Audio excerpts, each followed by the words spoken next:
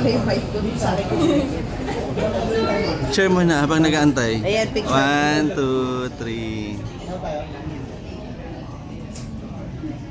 Yeah. Ayan. Grabe gano'n ka-close. Ganyan naka-close. Pati profile pic twinning. Yes. Opo, yun nga, nagulat lang talaga ako nung nagpalit ako ng profile picture, ng baby picture. Biglang pagkagising ko kinabukasan, nagpalit din siya. Was that deliberate?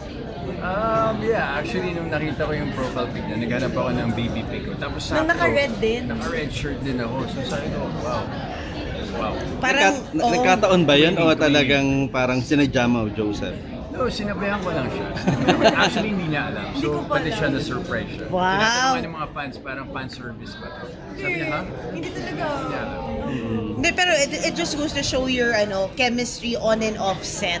'Di ba? Pero it's nice to know na umabot na rin pala kayo sa tampuhan, 'di ba, bilang partners on screen. Opo, kapag kasi invested ka talaga sa mga bagay-bagay, and of course, dahil sobrang naging close po kami, and comfy with each other, naging safe space naman ng isa't isa, may mga hindi talaga maiwasan din yung mga ganung bagay. Pero at the end of the day, of course, we choose each other, mas nag-grow kami together, yun naman po yung importante. Ano yung tampuhan na ba? Ano nga yung pinagtatampuhan niya, usually? Hindi, ano po yun? Halit na bagay po yun. Gano'ng kaliit? Gano'ng kaliit? Eksena ba? Eksena? Personal ba? Personal po. Selos ba? Wow, Selos? personal, hindi professional. So selos? Ganun ba? I think it's both. Professional sa set, tsaka sa personal. Sino una nang nagtampo? Siyempre ako po. Yes! Hindi. Kasi nga po, sobrang yung closeness kasi namin talaga, nasa level na we're best friends on set eh. So, pag may mga bagay siyang nagagawa minsan na parang, ewan ko, nasa level ako na parang na-hurt ako minsan. So, vocal ako sa kanya kasi pinag-usapan po namin yun na kapag meron ka na-feel o may mga nakikita ka na hindi mo gusto, dapat maging open ka sa akin. So, may mga ganun kaming mga moments together na nakatulong talaga sa akin para mas maging mature ako as a person.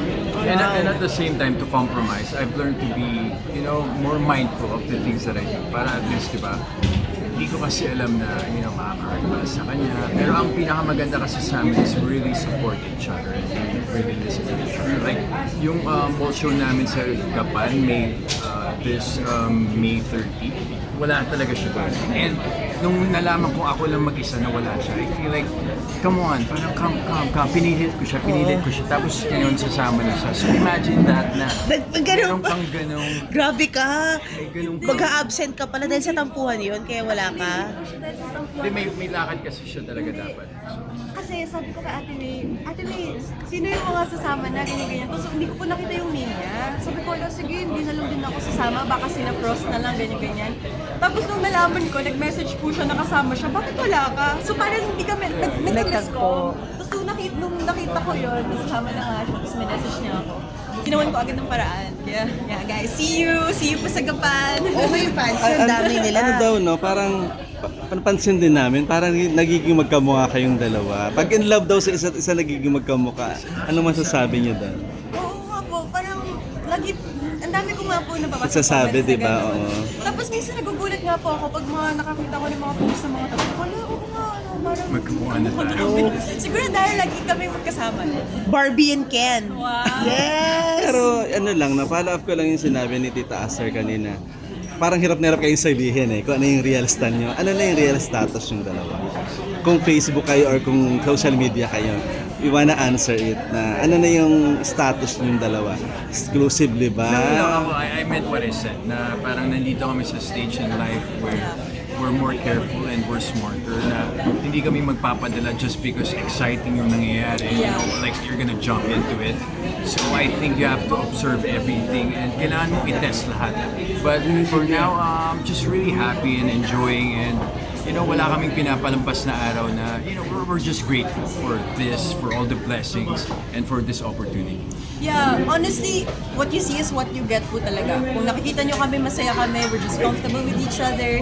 And ngayon talaga yung pinaka-focus namin at yung pinaka-priority talaga namin is yung show, yung mga trabaho namin. Kasi pareho po kami, tagal po namin inantay and pinagpapaguran po talaga namin. So I guess yung connection na nakikita nila is, yun yung connection ng ng dalawang tao na nagkakaintindihan kasi pareho sila ng gustong mangyari sa buhay, sa lahat ng mga, diba, mga goals namin together parang same in a way. Tsaka pinoprotektahan talaga namin yung show to the point na kunyari hindi kami okay, mag-usap tayo na kailangan natin maging okay dahil marami pa tayong trabaho, ito gagawin natin bukas, next week, ito pa. So wala tayong choice but to compromise. Ang hirap maging artista, no? Because it's everyone's so excited about what's happening. You guys have to stop yourselves, di ba? Actually, kami talaga, so totoo lang, very kami, transparent kami kung ano talaga yung nakikita ng mga tao as much as possible.